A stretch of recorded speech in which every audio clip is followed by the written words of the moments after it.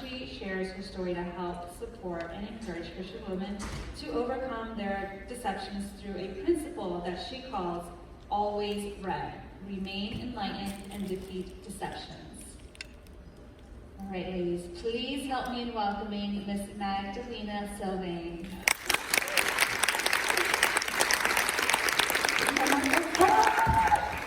I'm going to apologize. I hope you hear anything please. God, good morning, good morning. Good morning. Diane said some awesome things, right? Last night we had some great testimony, right? Come on, right? Who was here last night? Is there some energy up here? Yes. All right, so first I want to say thank you, Roxy, and her amazing team and all the volunteers, because this wouldn't be able to happen, right? We wouldn't be here right now. This is an amazing event. And I'm just so grateful because I know the Spirit of God is in here. Amen. All right?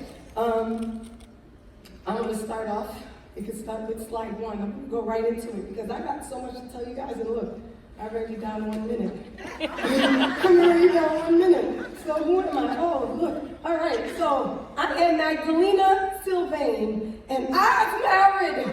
Yes. Everybody know the movie Color Purple? And that was Oprah Winfrey's famous line. So I was so eager to get married, that became my hashtag. When I walked into the room, I was married, right? So I'm so excited. But that's that, right? I am a wife of an amazing husband. I'm a mother of 2 beautiful girls. Yes. I'm also an author of a book, I'll tell you later. I'm a speaker and mentor to women of faith. That's what I do.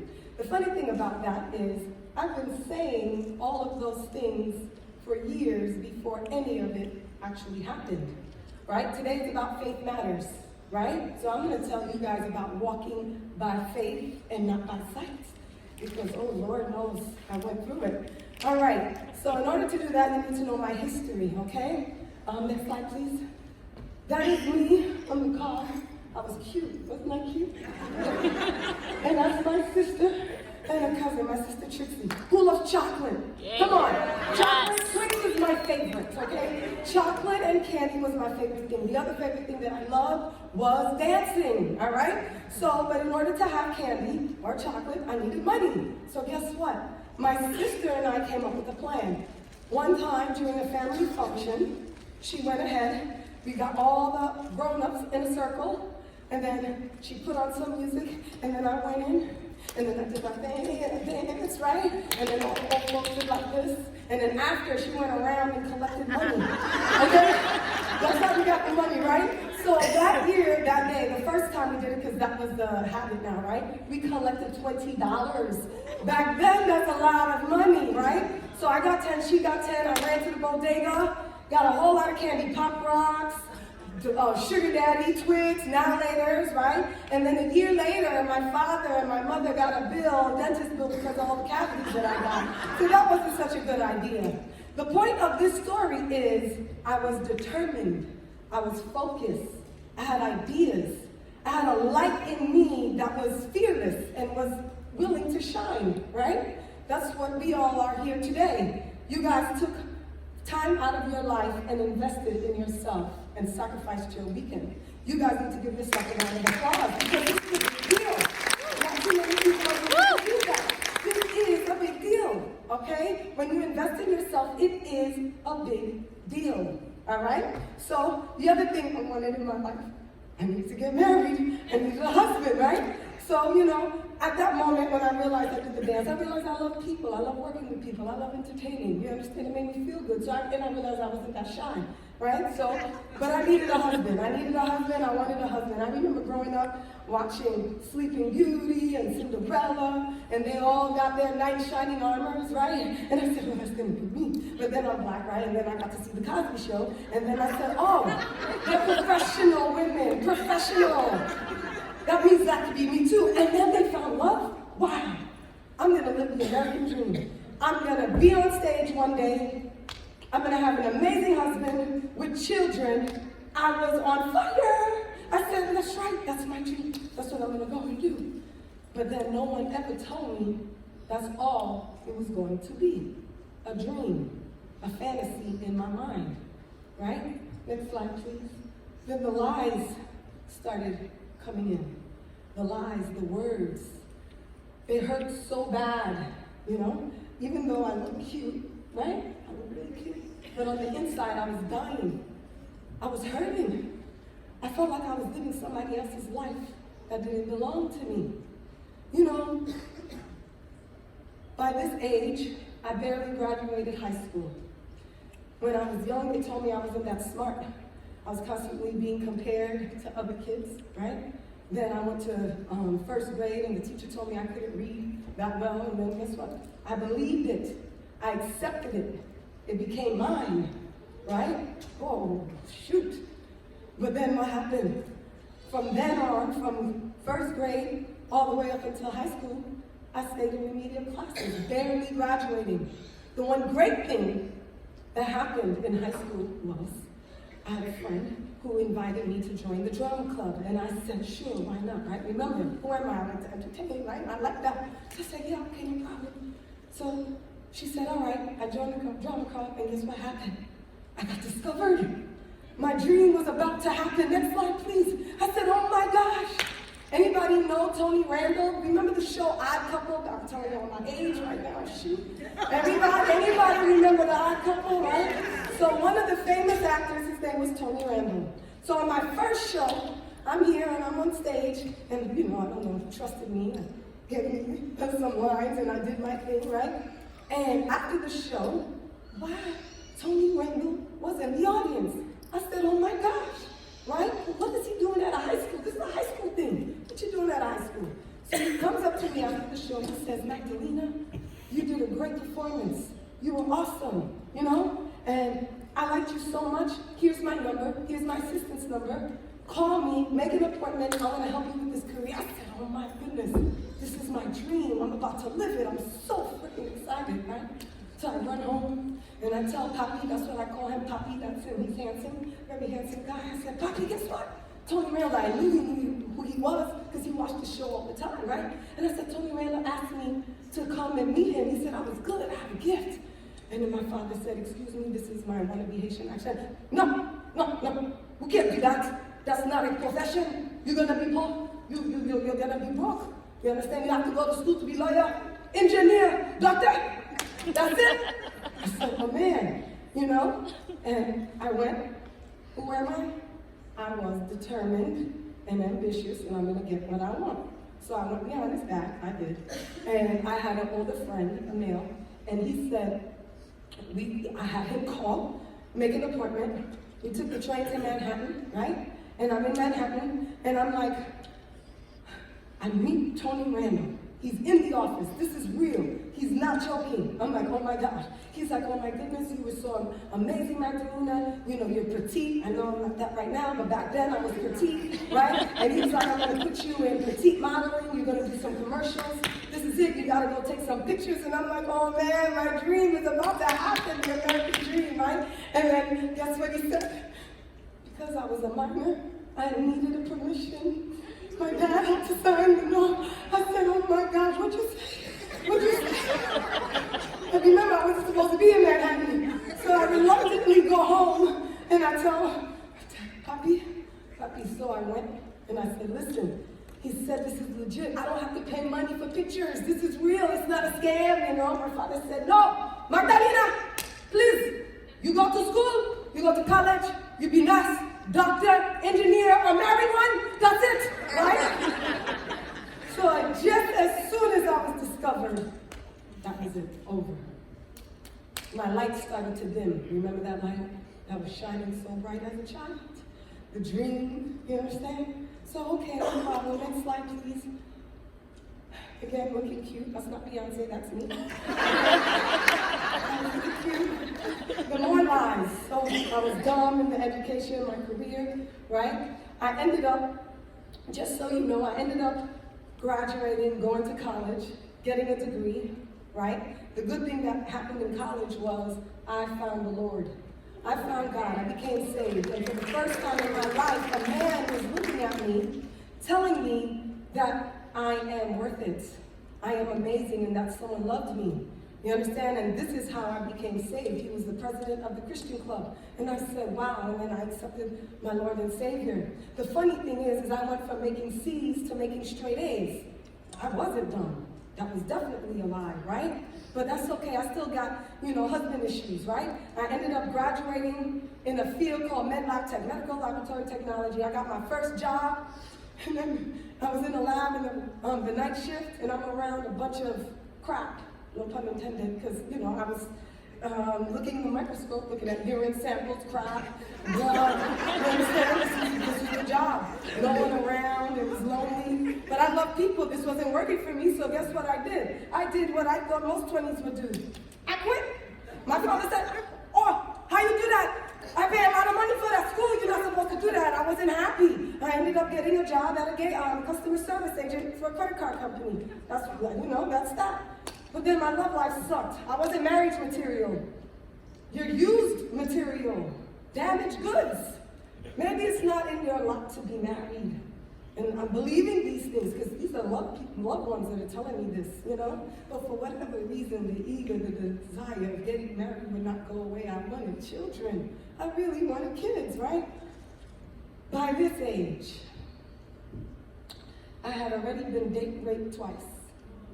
Had 2 abortions, and found out that I was molested at the age of 5 by a family member.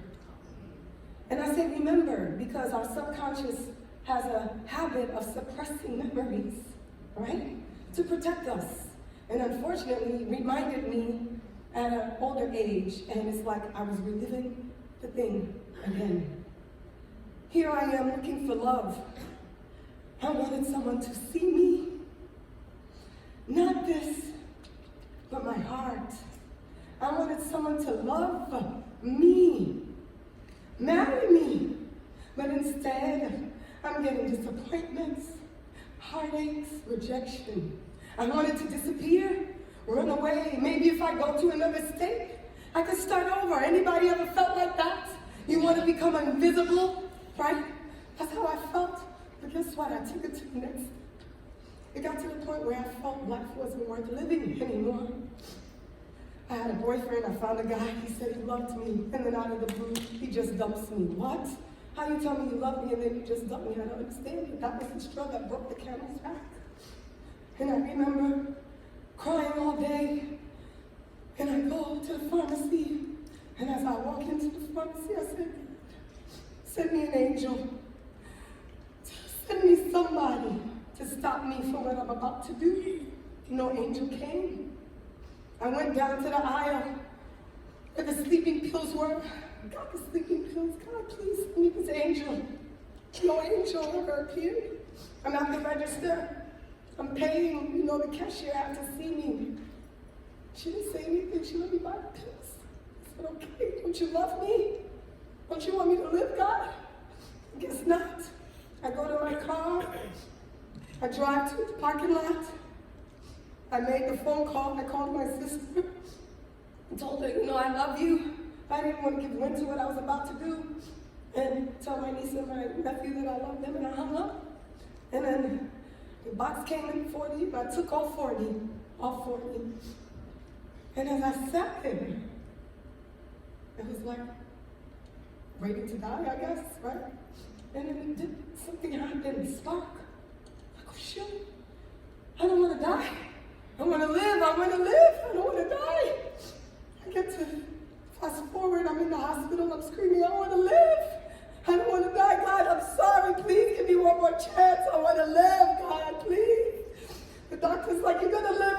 I said, I took 40 pills. Do you know what I just did? He says, yeah, I know. He's like, but thankfully the pharmaceutical companies changed the potency on these sleeping pills, and all that was going to happen was for me to sleep for a few days. I said, what? That was on me. But guess what? That was my angel. That was my angel. And when you do something like that, they hold you for a few days. And I sat there on the bed thinking, oh my gosh, this has to stop. My career sucked. I'm at a dead-end job. I want to find love. I can't find love. But I got to stop allowing my current situations to provoke my actions. That's right. Something has to change.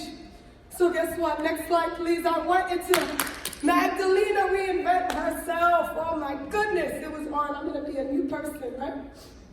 I was already baptized. I love God. I accepted him as my Lord and Savior. So I went and took it a step further. And I went in the water. I got baptized, right? Best time of my life. I was so excited. A couple of years back, I had wrote down on a list, desires that you want. I want to get married. I want to speak to groups of people about God. I wanted to be a nurse, realistic, right? Because the job I was at wasn't paying me any money, right? And then I said, I wanted to have my own place, So these were the lists that I wrote. And then guess what? Soon enough, I got me a job. I was a flight attendant. There's some flight attendants in here. Let me get an amen right now. I became a flight attendant. Awesome. I bought my first condo, right, at my young age. I became independent, right? And then I was cute. I was in shape. I had no kids. I was a hot commodity. What man wouldn't want me? You understand? But I realized I was window dressing. On the outside, I appeared amazing. I was beautiful. But on the inside, the part that matters the most was a wreck. I was still holding on to those lies that I was told, So I went to work, right? Now I'm a flight attendant, and I'm at this job. And, for my flight attendants in the house, we call it jump seat confessions. That's when you go on a trip and you meet someone for the first time and you tell them all your business. By the end of the trip, they know everything about you. So here I am telling this woman, hey, I'm going to get married, I'm going to have kids, and these guys suck. They're horrible. They keep cheating on me. I don't know what to do. What am I doing wrong? And, fighting words. Next slide, please. Fighting words. This girl had the nerves to tell me the problem wasn't me. It wasn't the men, it was me. I said, what? What'd you say? Me? That can't be me. I wanted to take off my earrings and fight her because you're attacking my ego. You need to tell me why none of my friends have told me I'm the problem. Do you understand? And you Miss Know-It-All, you know everything. The problem is me. I was upset. I was stuck with this girl for 3 days. I was angry. And then she keeps blah, blah, blah, blah, blah, talking about buy this book called Your Best Life, Live Your Best Life Now by Joel Osteen. I said, all right. Whatever, I was so happy when that trip ended. Oh my goodness. I got in my car and I drove, and guess what? I ran straight to the bookstore. I said, you know what? She must be doing something right. She's married, she had 2 kids. I had to let the ego go. I had to humble myself and be like, maybe she knows something, right?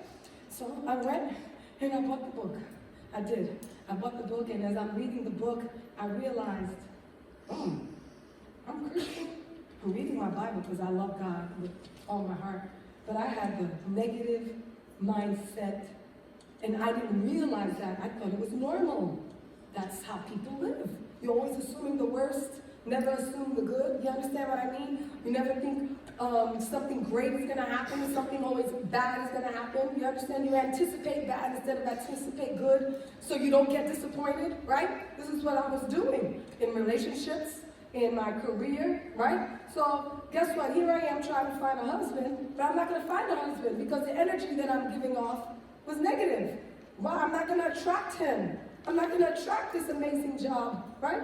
Because the energy that I'm giving off, right? We are energy, right? God says can't be destroyed, right? Science say energy can't be destroyed. So I said, okay. I started realizing I have lies. Limited ideas entrapped in our subconscious, all right? And I call them lies, those words that were spoken to me, that were hurting me, that were running my life, right? Limited ideas. I was in a web of lies, and I did not know how to break free. How do I break free? I was lost. I was confused, and here I am reading this book, and it's telling me I can break free. How? By changing my thought process. Even Yeshua says that, right? Take every thought captive to the obedience of Christ. But I'm reading it, I'm hearing it, but it didn't sink. I didn't understand it. I'm just quoting a bunch of scriptures, but it didn't sink in my heart, right? So I decided to get rid of those old lies. I did 2 things with lies. I got rid of the old lies, and when I say the limiting ideas that were trapped in my subconscious, I decided to go into the Bible to see what God said about me, right? So that was me getting rid of those words. You're dumb, you're stupid, you're not marriage material. I went and I found every scripture that said the opposite of who God said that I was, right? Another thing I did with lies was, and this is why I'm going to tell you, what I was doing is I was creating my new lie. The second thing I did with the word lie is I went to my past and looked at every hurtful situation, every hurtful, the molestation, the rapes, the abortions, and I looked at them and I said, there has to be a good out of this. Let me see something good and change my feelings towards this so no longer am I a prisoner to it. I had to take it off me. I didn't want them to belong to me. God said, forget the things of old, for today I shall do a new thing, right? So I had to get this thing off of me. So I went and I found great ways to look at my situations, right? So no longer am I a prisoner. What I was doing was creating my new lie. I call it liberating ideas that emancipated my spirit. Now I am free to go and do what I'm supposed to do what God had created me to do. And this is when I started lying my way to the altar. I said, okay, I got power right now. All right, next slide, right? So then now, one day, things are going good. I'm meeting better men. They're better. But no one wanted to commit. I said, why? What's going on? I don't understand. And then one day I went for my walk and God said, you don't listen to me. I mean, you would be married if you would listen to me. I said, how? I don't understand. The desire of a husband was greater than the desire I had for him. I said, oh, how? I'm seeking you. I'm reading my Bible. I'm praying. All I want is a husband, so what? I still love you. I thought he was first. I thought he was priority. Apparently not. He said, you don't listen to me. You know why? Fear was leading me, not God. Can't have two masters, right? So fear was, because if I was walking in God and faith, my life would be a little bit different. He wanted me to stop having sex. He wanted me to stop fornicating. What? We're in 2000. Who does that? What man is going to marry me if I don't give it up? That doesn't exist, right? So here I am, I'm seeking the Lord and I'm doing everything, but I was fornicating. But I was afraid to stop. Why? I thought having sex would allow or make these men stay with me, marry me. You understand? But guess what? That's fear. I was being led by fear. How many of you ladies are being led by fear today? And you don't realize it. You think you're serving God, but you're not going in the right direction because of fear. So I said, all right. It hit me hard because I really loved God. I thought I was doing the right thing. So then I said, okay, I have a choice to make. Do I continue to let fear ruin my life, right?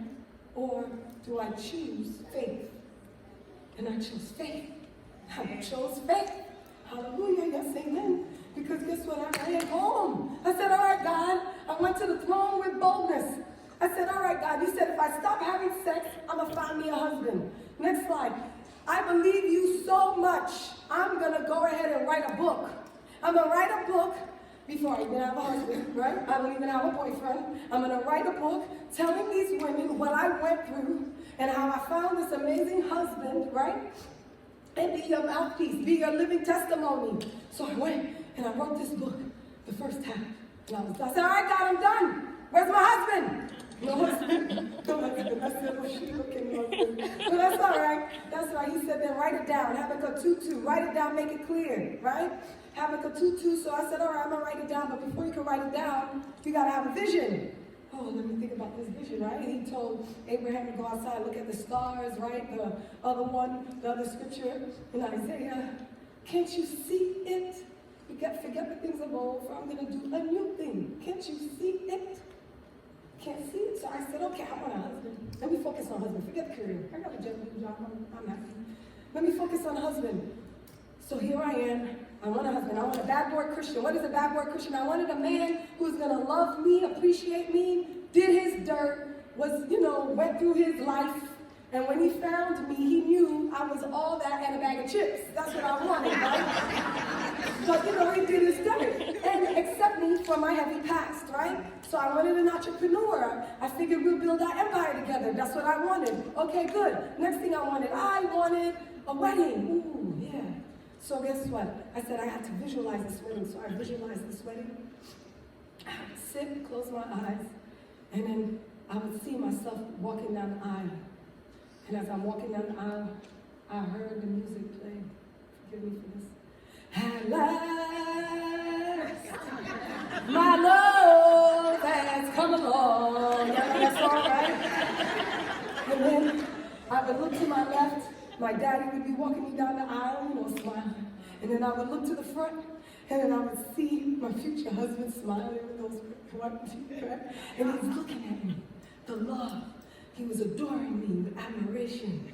And I could feel the passion and the energy. I was like, yes, I'm doing that right. And I'm walking, and as I get in the middle of the aisle, you hear the music change.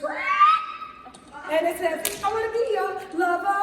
And I run down the aisle. Why? I waited too long for this husband. I couldn't wait 5 more minutes. Let me get to it, right? And everybody's cheering and saying, this chick is crazy. What is she doing? And they're laughing at me. And then, I get married. So I did that, right? I had a vision now. I went ahead and I did have a tutu and I wrote it down. I wrote it down, made it clear, right? And everybody thought I was crazy. Next slide, please. Next slide, please. This was the beginning of me lying my way to the altar. Everyone thought I was crazy. Next slide, please. All right. I went to the next one. God said you have to put some action on it, right? So, faith without works is dead. All right, I took it to the next level. Let me ask you something. If you are pregnant, right? If you're pregnant, are you going to ask God to make you pregnant again? If you're pregnant right now, you're going to say, please God, impregnate me. I have a baby. You're already pregnant, right? Okay. A lot of people, when we pray, we ask God for the same prayer over and over and over and over and over again. Why? He said, when you pray, believe that you received it. Why you keep asking for the same thing? Right? It's already done. So guess what? I had childlike faith and I did that. I went ahead, and I said, okay, I'm married. I'm going to go ahead and speak on it. I'm going to start telling people that I'm married. I'm happily married. I got children, and people looking at me like I'm crazy. And I'm like, I'm not crazy. I'm speaking things that are not as if though they are. I'm just, doing what I'm supposed to do. She's crazy, right? Who does that, right? So then after I started speaking on it, I went ahead and I started acting on it. I bought furniture for my husband, just for him. I started sleeping on one side of the bed to make room for him, right? And what happens, though, when you start, immersing yourself in the Word of God, He starts to talk to you. I always had dreams, but then He gave me a dream, and in this dream, I was looking for this white dress, and I'm looking for this white dress, couldn't find it, and then there was some lady in the dream said, go to BB's. I said, for BB's for what? So I was obedient. In the dream, I went to BB's, and I found this nice white dress. In the dream, I guess I bought it. So then the next morning, I wake up, I said, I think I'm supposed to go buy a wedding dress, right? So I called my mother, and I said, Mommy, we gotta go somewhere. She came with me. I went right to David's Bridal. She's like, where are we going? I said, we're gonna go buy my wedding dress. And she's like, huh? Right? So, whatever, right? So remember, the lady told me go to BB, so you go to David's Bridal. What did they do? They assign you to somebody, right? They assign you to somebody that's gonna be a lady to help you find your dress. Guess what homegirl's name was? BB. I saved it. I keep it in my wallet to remember. God says to remember. Right? BB was her name. I went looking for a dress, couldn't find one. Oh man, nothing I tried on was good. So I said this thing in, and my mother called me by my full name. Magdalina, would you just listen to me? I have a dress for you. And I said, fine. And she picked out this dress and I tried it on, and oh my goodness, tears, goosebumps. This was it. I got my dress. This was it. I was so excited. I was, immersed in this vision. I was immersed in this life. I was acting like so. I was believing. I was making decisions as if I was already married. I stopped going to those places that I was going to. I changed my life as if I was married, right? The lady asked me, when is your wedding date? I told her, fake down, I don't know, next year sometime. But I told her, right? And then she wrote the altar and everything ready in hand. My mother held it for me. A year later, I met my husband. A year later, after all of that, next slide, please. But everybody kept telling me I was crazy. My co-workers telling me, who does that? Who buys a dress before they even have a boyfriend or they don't even have a husband? Who does that? I did. Everybody thought this chick is crazy, right? Please play this thing. Okay, it's playing. You can't play it. Oh man, y'all missed it. If you want to follow me on the Magdalina Sylvain, I'm on YouTube, and you would see that the wedding happened just as my vision. Yep. I got down the aisle, I ran Yep. to my husband I was in the witness. dress that I bought. Okay? So now God is good. What did I do? I was obedient. I took every thought captive. I accepted what he was finally telling me. I walked by faith. How many people are having dreams? God is talking to you, but because of fear, you don't do it. It's stupid. It's silly. You think I cared about what people were telling me? I would stop walking by natural. Do you understand? I decided to walk in spirit instead. I didn't care what nobody thought anymore, right? So it got me what I wanted. And I remember on my honeymoon night, I'm like, oh shoot, it worked. Oh my gosh. I was able to change my situation. And not to necessarily change my situation, because God says he's the one that plants the desires in your heart, right? He knew you before he formed you, right? So he's the one that allowed it to come out. What I did was me choosing faith allowed him to work and bring about what he wanted for my life, which was a husband. Well, I was marriage material. Instead of listening to everybody that told me I wasn't, I was damaged goods. Do you understand? The devil is a liar, right? He wanted to keep me stuck. He wanted to keep me in a prison. Nah, man, I'm going to fight this. So on my honeymoon night, I'm excited. I said, oh my goodness, this thing really worked. Oh my goodness. And then the bad voice came in my head. This was luck. This isn't going to happen again. You think that really worked? That didn't have, God didn't have nothing to do with that. You confessing your truth. And I believed him. I listened. I didn't cast it out. I wasn't obedient that night. I don't know why. Next thing you know, he said, you're going to be on food stamps. Your life is going to be struggling, right? How many people, something great happens to you, and then guess what? You start to think, this is it. There's nothing good is going to happen to me. This is the best that will ever happen to me. And you start to believe it, and guess what? The thing I feared the most came upon me. Right, Joe? The thing I feared the most came upon me. I decided to go to nursing school. I went part-time as a flight attendant. My husband was trying to build his business, and we were broke. Money was tight. I had a daughter, and I'm like, oh my gosh. The thing that I feared came upon me. I was struggling, right? And here I am, 2.5 years into the nursing program, because remember, my original list, remember God says, so everything you write, everything you speak, the I am lives in you. Everything you say after I am will happen, whether it's good or whether it's bad. You have to be careful, right? Our words are power. They're alive. Energy, right? So he said, go to the nursing program. I'm in the nursing program, and 2.5 years into my program, I'm miserable. Oh my goodness. And next thing you know, the good voice comes, what happened to my book? I said, who? What was it? And then the book you wrote, weren't you supposed to be my mouthpiece? I did my part. You're married, right? I said, oh shoot, you're right. So guess what I did? I did what I thought anybody would do. I quit the nursing program, just like that. And everybody said, this chick is crazy. Who does that, right? You're in the nursing program, your husband is finally helping you get through this, and you're doing good. Yeah, you're on food stamps or whatever, but no, I had to, seek ye first the kingdom of God. I was trying to be obedient to God. I didn't want to let him down, right? So then, after a semester, the bad voice came back and said, fear, what are you doing? This isn't realistic. The lies, again, you're going to be poor. You're not going to make it. You're going to write a book. Who are you? Who's going to listen to you? You don't got no experience. Nobody knows you. You're no one. And that's what fear crept right back in. And I went right back to the nursing program just like that. I was like, oh man, that's it. I'm done, right? Guess what? No matter what you say, it will happen. So I ended up graduating as a nurse. I got my bachelor's degree as a nurse, right? Next slide, please. I became a nurse and miserable the whole time. That's my 7th-month-old baby.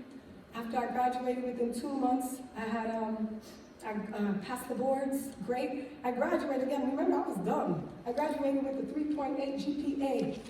That's right. Right after, while I'm breastfeeding, I had no help. breastfeeding, studying for my boards, passed first try, right? Got a great job. 1 month later, got a great job working the night shift again. Oh man, the night shift keep getting me, right? But all right, so I'm on this night shift, and then the good voice came back. The good voice, God, this book. I said, what? A book? You're supposed to write my book. And I said, yeah. But I was scared, fear. I just spent a lot of money in this nursing program. I can't do that. I got 2 kids now. I got a husband. We want to buy a house. What are you talking about? But he wouldn't go away. The fire, the passion, the dream that he implanted in me, he wouldn't go away. I made a promise. Give me my husband. I'm going to write this book. I said, oh, shoot, all right. I went and spoke to my husband, and he said, all right, well, do what you got to do. And a minute, this time was different. I made a decision. I was not a house divided. All this time, I was in an abusive relationship with myself, right? Internal battle with the spirit and flesh. My flesh wanted one thing, my spirit wanted something else. All God was trying to do was express himself through me, right? To help other people, but I was afraid. Right? But this time I made that decision. I said, you know what, God? I'm going to do it. And I quit nursing. And as soon as I quit nursing, our job, our airline, gave us a raise, which would allow me to be able to buy my house. That's awesome, right? Be able to buy my house. I also went to a different area, flight attendant, which gave me time to write this book that I promised that I was going to write. And when I quit, everybody was saying, this chick is crazy. Who spends 70 grand on school loans and just walks away from that? Who does that, right? But I did it, right? God was good. The minute I made a decision and I was not double-minded and I stayed on course, everything started to come about. That's I right. bought my house a year later. Next slide. A few months after that, I wrote my book, How I Lied My Way to the Altar, and now I'm happily married. Lying, everyone thought I was a liar. You'd say you're married, you're not married. You saying you this, you're not that, right? They said I'm a liar, so guess what? I was just speaking things that are not as if though they are in my life. That's all I did, but everyone thought I was crazy. So I did what I did with lies.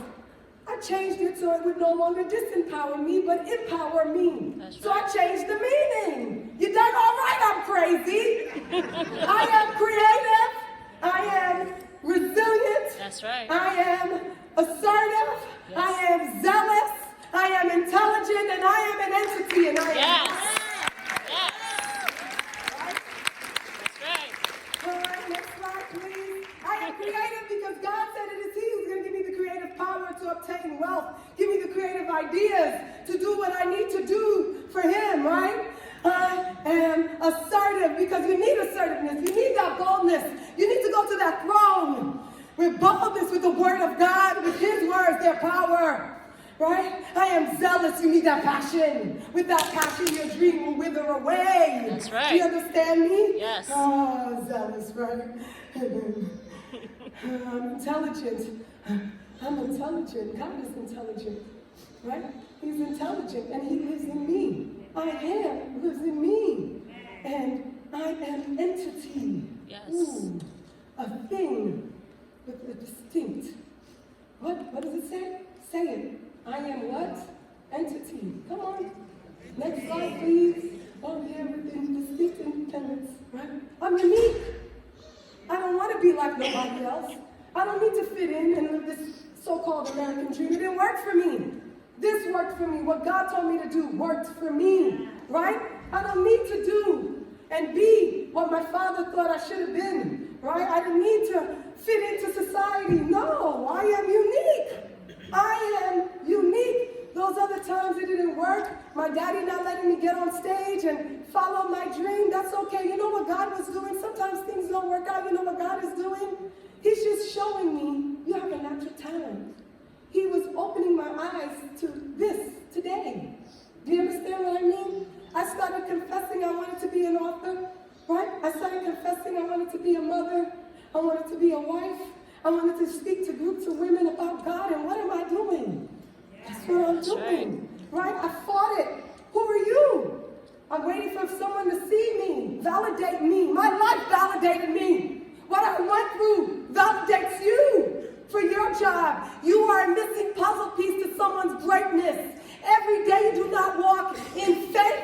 you are letting someone else down. Okay? Do you understand? And I had to call last night Roxy. I said, Roxy, I got to change my slides. You know, I was going to tell you. What ended up happening is, through all of this, I realized that I had a technique. It's called the Red Fortified Prayer Technique. Red, I spell it R-E-D-D. I embodied the desire the goal that I wanted, right? That's how I became what I am today. I immersed myself in it. And God gave me the grace to create and realize it's timeless principles that are in the Bible, just all in one. And I teach women how to make their dreams become reality, how to stay focused, get rid of those lies, those limiting ideas that are entrapping your subconscious, and replace them with those new lies, those liberating ideas, right? That's going to emancipate your spirit and set you free so you can become who you're supposed to become.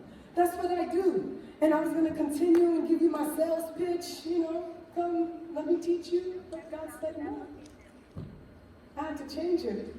You know, I'm nervous. I don't want to call Roxy. It's late. I can't call Roxy. You know. And then I said, all right, I got to do it, right? I don't want to say maybe a week back, I was reading the scripture, and the word sword stood out, right? God says his word is more powerful than a two-edged sword, right? And in the word sword, the word is in it, you know? We took out the S, it's word. And then the word, who is the word? That was Yeshua who became flesh, Jesus who became flesh, right? So it's powerful, it's a sword, right? Oh my goodness. And I'm sitting there and I'm looking at it and I said, oh, you guys need to know that you each are living, walking swords. Do you understand? You are a superwoman, overpowering resistance daily, using the word of God. That's right. So now every time your doubts, your fears, you know, the oppression, whatever starts to come at you, you say, no, shut up. I'm a sword. I'm a superwoman overpowering resistance daily. That's who I am, and keep it moving. So who are you? Let me hear it. I'm a sword. Who are you? A sword. Who are you? A sword. Come on, man. You are a superwoman. Overpowering resistance daily. And with that, you keep that in your heart and you keep it moving. God bless you and thank you so much.